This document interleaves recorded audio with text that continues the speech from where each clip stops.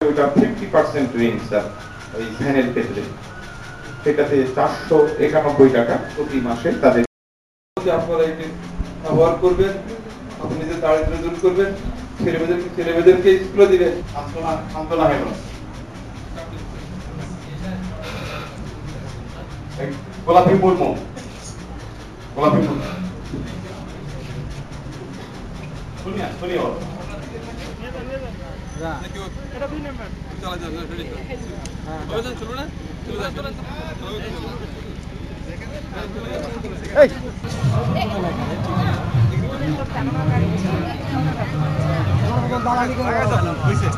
মেজাজটা আমার খারাপ।